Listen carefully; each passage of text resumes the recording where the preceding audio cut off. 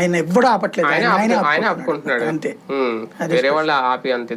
కానీ తెలుగుదేశం పార్టీ విషయంలో నిజంగా మీరు చెప్పినట్టు ఆ లెక్క అంతా కరెక్ట్ అయితే party cadre TDP cadre accept చేస్తుందా?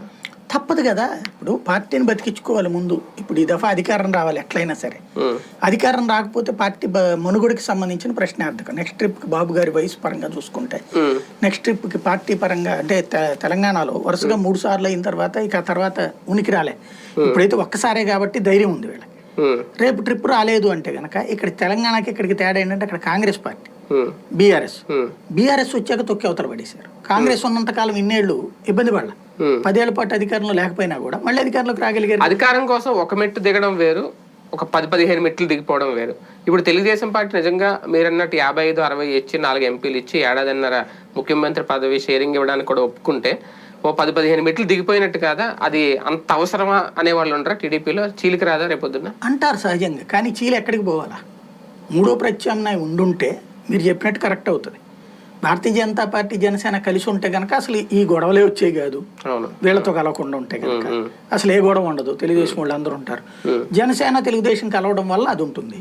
ఇప్పుడు 20 సీట్లు 15 సీట్లు ఇస్తే జనసేనలో తిరుగుబాటు వస్తుంది, పవన్ కళ్యాణ్కి వ్యతిరేకం. అదే 50-60 ఇస్తే మీరు చెప్పినట్టు చంద్రబాబుకి వ్యతిరేకత వస్తుంది.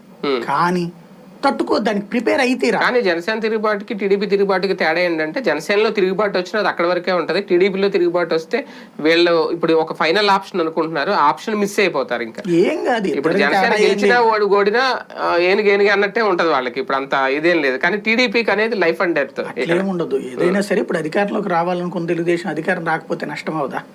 అవును, అదే అంటున్నాను. టీడీపీకి ఉంటది అంటున్నాను నేను. జనసేనకి ఈ ట్రిప్ రాకపోతే దాని మనుగడ ఏంటి? జనసేన వాళ్ళు మేము అధికారంలోకి రావాలని కోరుకోవట్లేదు కదా, అధికారంలోకి రావాలని. అదే ఆయనే కోరుకోవట్లేదు. ఆయన తనుగా అధికారంలోకి రాకూడదు అని కోరుకుంటున్నాడు. చంద్రబాబుని సీఎం చేయాలని ఆయనే కోరుకుంటున్నాడు కదా, ఆయనకు కూడా కావాలనుకుంటున్నాడు షేరింగ్. కాబట్టి వాళ్ళకి రాజ్యాధికారం మీదనే కాంక్ష కదా.